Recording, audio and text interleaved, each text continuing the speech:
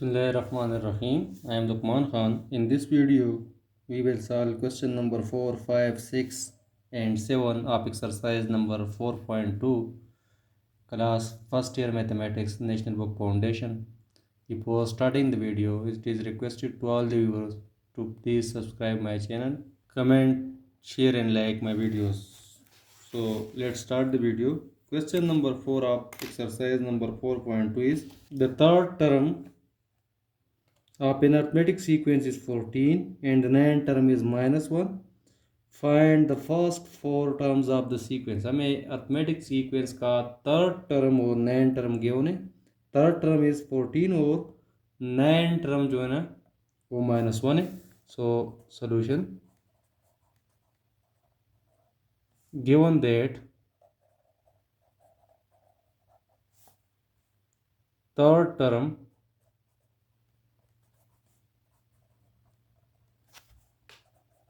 of an AP is equal to 14. That is, third term is basically A3. So A3 equal to 14 and ninth term of an AP is equal to -1. That is A9. 9 term basically arithmetic progression में होता है A9. So A9 equal to -1. Basically हमने करना क्या है, first four terms find करने. तो first four terms को फाइंड करने के लिए हमारे पास फर्स्ट टर्म और डी का वैल्यू नोन होना चाहिए, जो कि यहाँ पे गिवन नहीं है. तो सबसे पहले हमने A1 और डी को फाइंड करना है. किस तरह फाइंड करेंगे? We have to find first four terms of AP. For this, we will use general term of AP. और जनरल टर्म हमारे पास होता है AN equal to A1 plus N minus 1 and 2D. That this is equation number 1. अब इसी equation में हमने चूंकि हमें A3 गिवन है और A9 गिवन है, तो हम फिर N की जगह 3 पुट करते और फिर 9 पुट करते. So for N equal to 3, equation number 1 implies A3 is equal to A1 plus 3 minus 1 and 2D. This implies that A3 given है 14. तो A3 की जगह 14 पुट कर दे, A1 plus 2D. Let this is equation number 2. अब क्या करना है? For N is equal to 9, equation number 1 implies A9 equal to A1 plus 9 minus 1 and 2D. This implies that A9 is given, which is -1. So -1 equal to A1 plus AD. अब इसी equation से अगर हम A1 को की value in terms of D find करें तो हमारे पास बनेगा, this implies that -1 minus AD equal to A1 और A1 equal to -1 minus AD. Let this is equation number 3. तो A1 और D किस तरह फाइंड करेंगे? बेसिकली हमने इक्वेशन नंबर 2 और 3 को सॉल्व करना है. किस तरह सॉल्व करेंगे?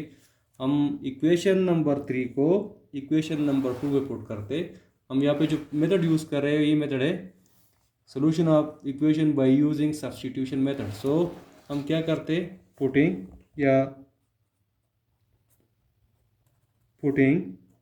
Equation number 3 in equation 2. तो हमारे पास आ जाएगा इक्वेशन 2 क्या है? 14 इज इक्वल टू A1 की जगह -1 माइनस 8D और plus 2D. This implies that -1 को दूसरी साइड पे शिफ्ट करेंगे तो ये बनेगा 14 plus 1 equal to -8 plus 2d mean -6d. This implies that 15 equal to -6d. दोनों साइड को -6 से डिवाइड करेंगे तो d हमारे पास आ जाएगा -15 डिवाइड बाई 6 और d is equal to -5 divide by 2। अब d की वैल्यू को हमने इक्वेशन नंबर 3 में पुट करना है। Putting d equal to -5 by 2 in equation number 3, तो हमारे पास आ जाएगा a1 equal to -1 -8 into -5 by 2. This implies that a1 equal to -1, ये 2 1 और 2 2 4, सो ये बन जाएगा -4 multiply by -5 plus 20. This implies that a1 equal to 19. अब हम a2 फाइंड करेंगे तो by definition of arithmetic progression is by definition of AP, a2 हमारे पास होता है a1 plus d. This implies that a2 equal to a1 हमारे पास है 19 और d हमारे पास है -5 by 2. This implies that a2 is equal to LCM 2 आ जाएगा, 19 मल्टीप्लाई बाई 2 38 और -5,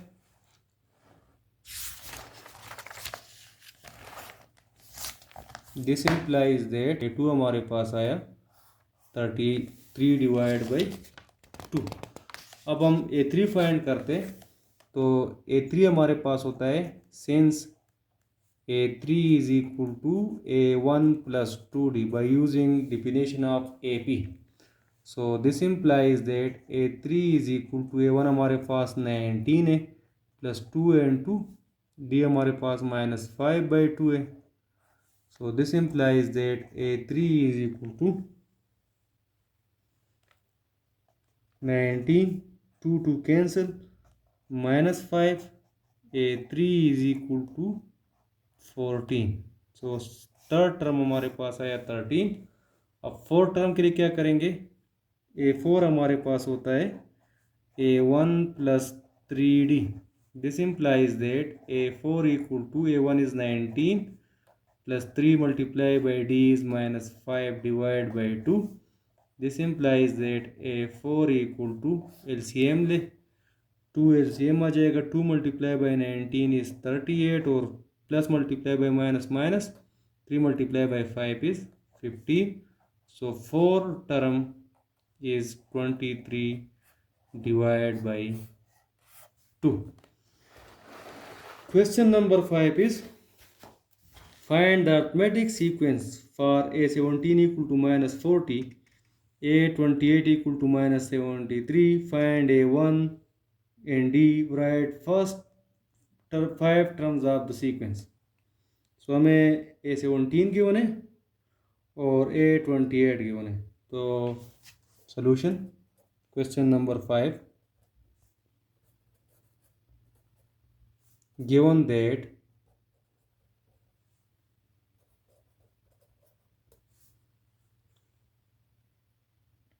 a17 is equal to -40 and a28 equal to -73. हमने करना कि हमने a1 या a फाइंड करना है और d फाइंड करना है, इसके अलावा हमने AP को फाइंड करना है. तो इसके लिए हम क्या यूज़ करेंगे, we have to find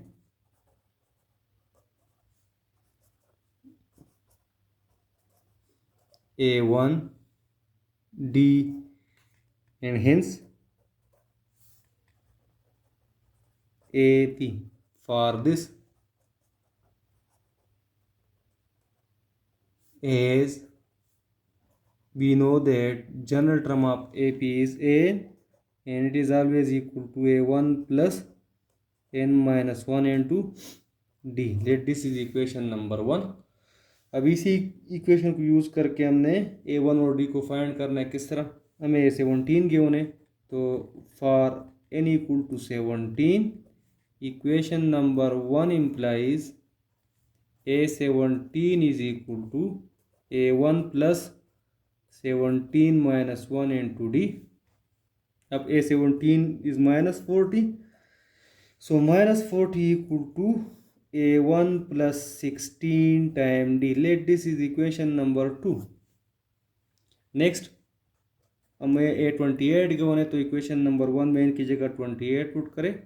for n equal to 28 equation number 1 implies A28 equal to A1 plus 28 minus 1 into D.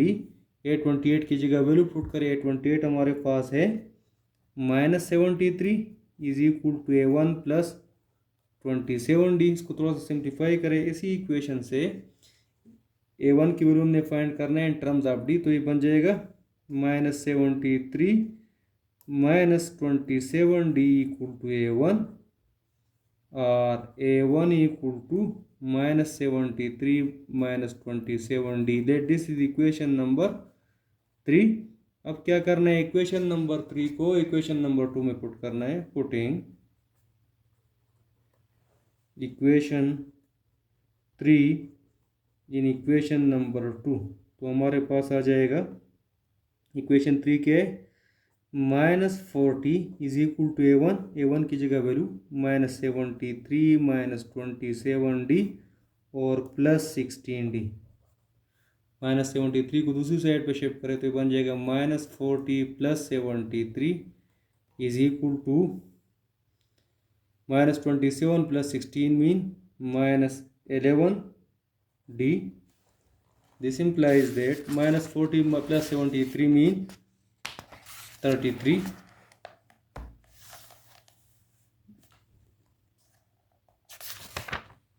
equal to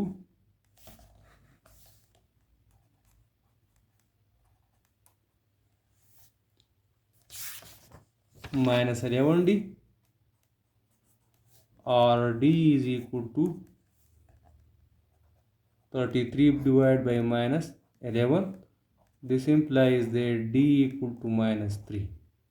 अब हमने क्या करना है, इसी वैल्यू को पुट करके इक्वेशन नंबर 3 में हमने A1 फाइंड करना है. So putting D is equal to -3 in equation number 3. Equation 3 क्या है, इक्वेशन 3 हमारे पास है A1 equal to -73 minus 27D. So A1 हमारे पास आ जाएगा -73 और -27D की जगह -3. This implies that A1 equal to -73 minus plus minus minus multiply होगा तो प्लस बन जाएगा. 3 7 21 2, तो ये बन जाएगा 81. So A1 is equal to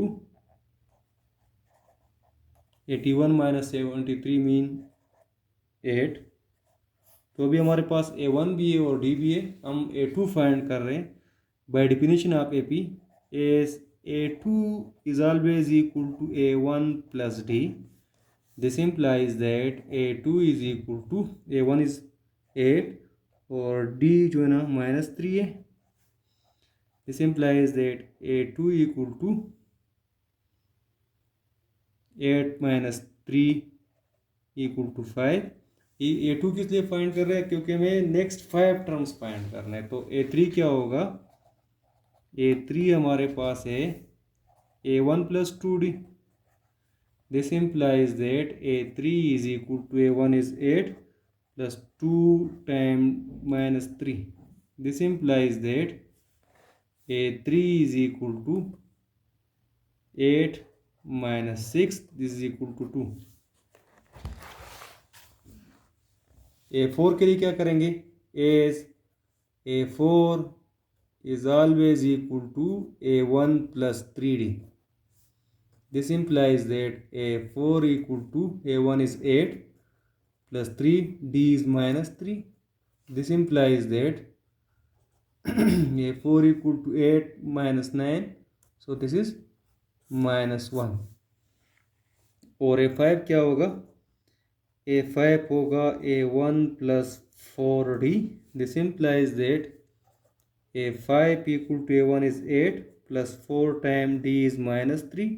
So this implies that a5 हमारे पास आ जाएगा 8 minus 12. This implies that a5 equal to -4. ये तो हमारे पास फर्स्ट 5 टर्म आ गए, जिनमें से a1 8 है, a2 हमारे पास 5 है, a3 2 है, इस तरह a4 -1 है और a5 -4 है. हेंस रिक्वायर्ड सीक्वेंस हमारे पास बनेगा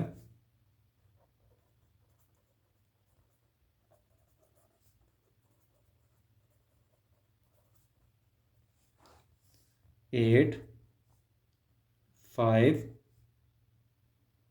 2 -1 -4 and up to so on. तो ये हमारा रिक्वायर्ड सीक्वेंस आ गया. अगला क्वेश्चन हमारे पास है question number 6.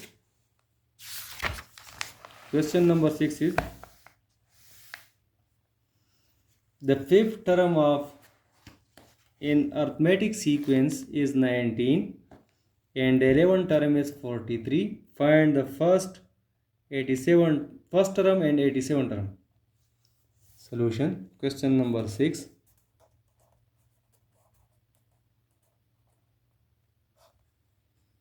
Given that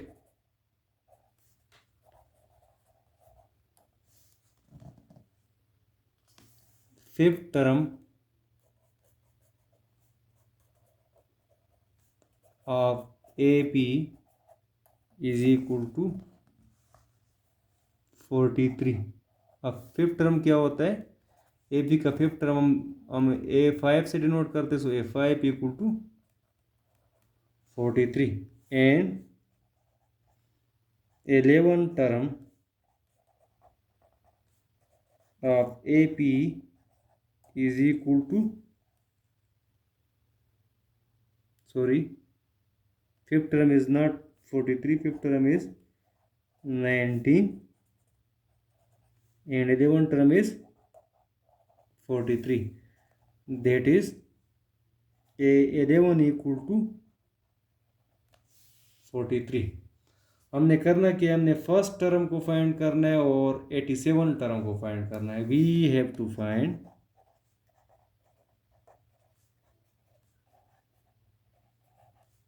A1 and A87.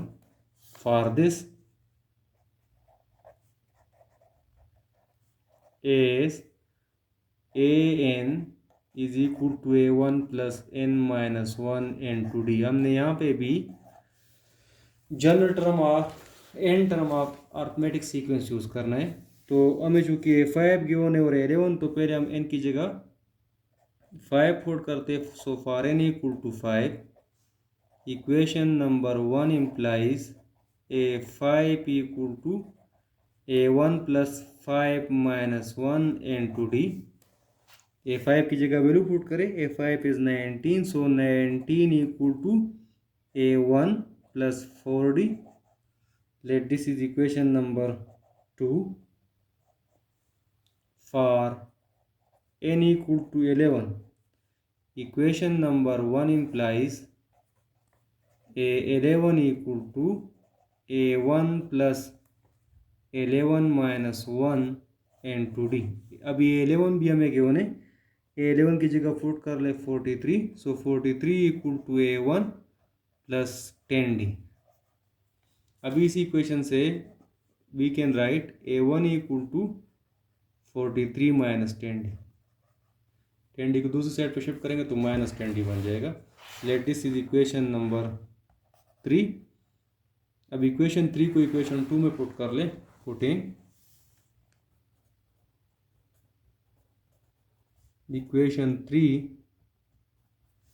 In equation 2, तो हमारे पास आ जाएगा इक्वेशन 2 हमारे पास है 19 इज इक्वल टू A1 की जगह 43 माइनस 10D और plus 4d.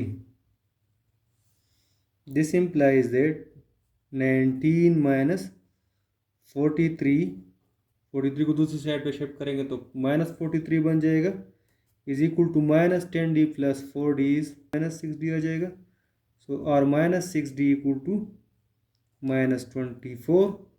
This implies that d equal to minus 24 divided by minus 6 और d is equal to 4. अब इस वैल्यू को हमने इक्वेशन नंबर 3 में पुट करना है. Putting d equal to 4 in equation number 3, तो हमारे पास आ जाएगा इक्वेशन 3 है a1 equal to 43 minus 10d. so 43 minus 10 into 4.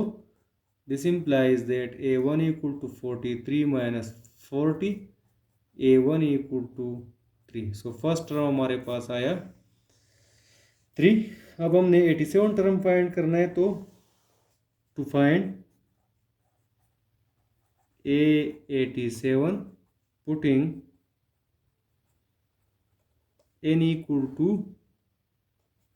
87 in equation number 1. Equation number 1 में n की जगह 87 पुट करेंगे तो हमारे पास आ जाएगा a87 equal to a1 plus 87 minus 1 into d.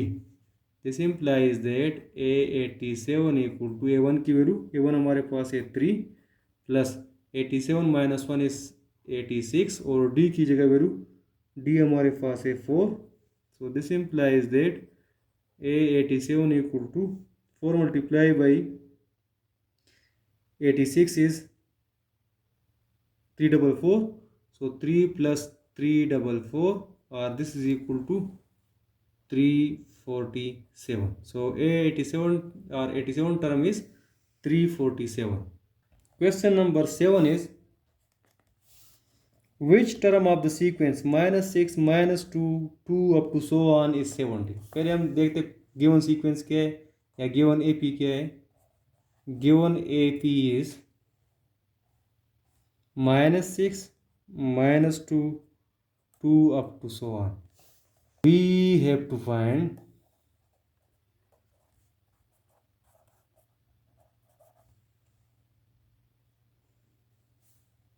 that which term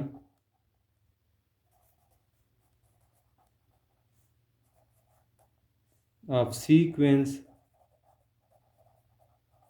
is 70. हमने देखना ही है कि इसी सीक्वेंस में 70 किस नंबर पे आ रहा है. अब किस नंबर पे आ रहा है तो हमने इसका मतलब ये है कि n को फाइंड करना है. तो इस तरह के क्वेश्चन में जब आप n को फाइंड कर रहे हैं, जो आपको टर्म गिवन है, इसको आप क्या करें, let for this let a n equal to 70. अब a1 और d क्या होगा फ्रॉम गिवन एपी.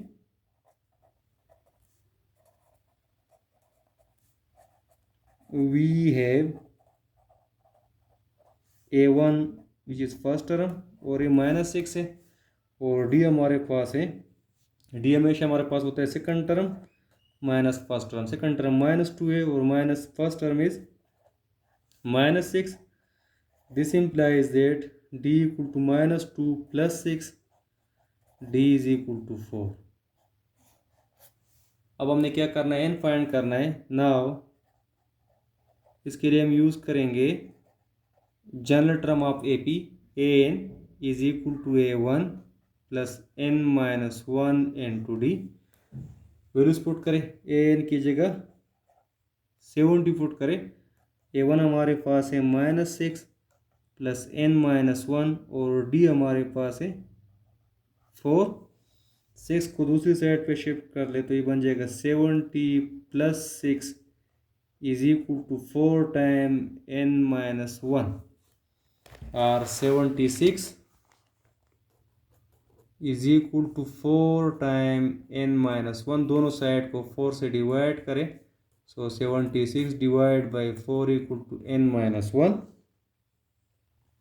और n minus 1 equal to 19 This implies that n is equal to 19 plus 1. This implies that n equal to 20. So 70 जो ना 70 is the 28th term of given AP. Question number 8 same है जिस तरह हमने question number 7 की। Question number 8 है which term of the sequence 5 by 2, 3 by 2, 1 by 2 up to so on is minus 105 divided by 2. So पहले हम given AP is 5 by 2, 3 by 2, 1 by 2 up to so on. We have to find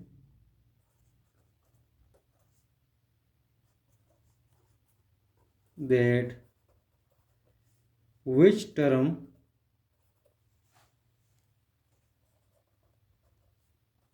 of the sequence is minus 105 divided by 2. For this again हम क्या करेंगे, हमने ये देखना है कि इसी सीक्वेंस में माइनस 105 बाई 2 किस नंबर पे। तो इसके लिए हम क्या करते, for this minus 105 divide by 2 को हम सपोज करते हैं कि ये ए एन के बराबर है। तो ए एन बन जाएगा माइनस 105 बाई 2। अब हमने फर्स्ट टर्म और डी देना है। तो first term from the given sequence या from the given A P we have